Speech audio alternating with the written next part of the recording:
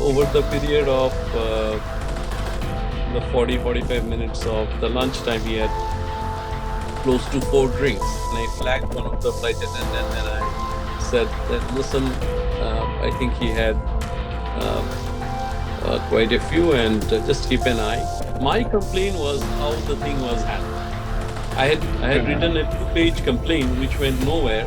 I was seated in seat 8A. He was in 8C, my next seat, and we were speaking to each other, chit-chatting like you do with co-passenger. But I could see that over the period of the 40-45 minutes of the lunchtime, he had close to 4 drinks. And, by the end of the lunch time, he had asked me the same questions multiple times. He asked me 3 times the same question. Oh, do you have kids? What do they do? Do you have kids? So what I did was, when I finished lunch, I went to the galley and I flagged one of the flight attendants and I said that, listen, I think he had quite a few, and just keep an eye. And then I went to sleep. I woke up to a sound, and I realized that he just kind of fell on his seat and he's passed out, he's sleeping. So I thought maybe, it's turbulent, he lost his balance.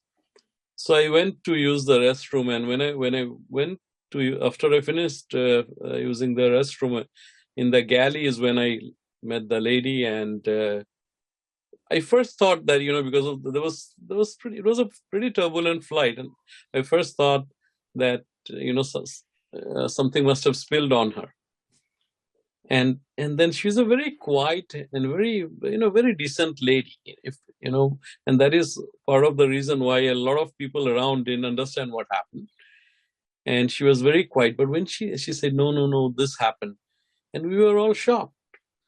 And so there were 2 junior air hostesses who were in charge.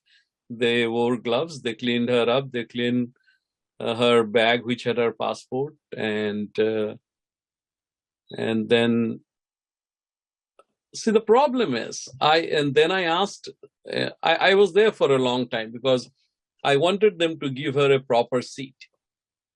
First class was full, but the business was full, but the first was absolutely empty, and there were 4 seats in the first class.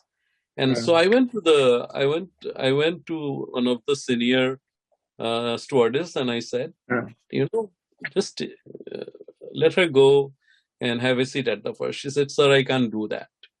I need to take the permission of the captain. I said, then go and take the permission of the captain.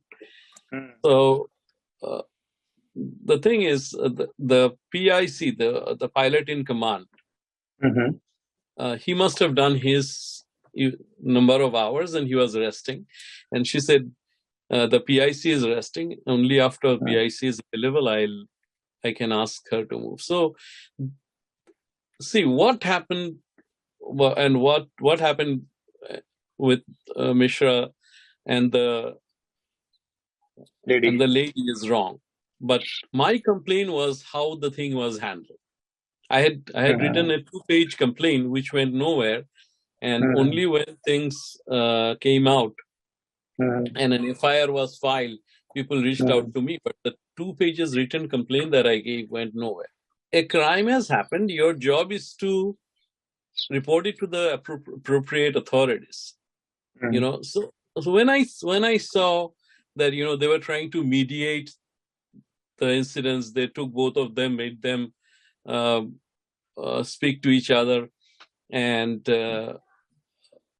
Mr. Mishra came back, was holding her wet clothes, saying that I'm going to dry clean it and send it.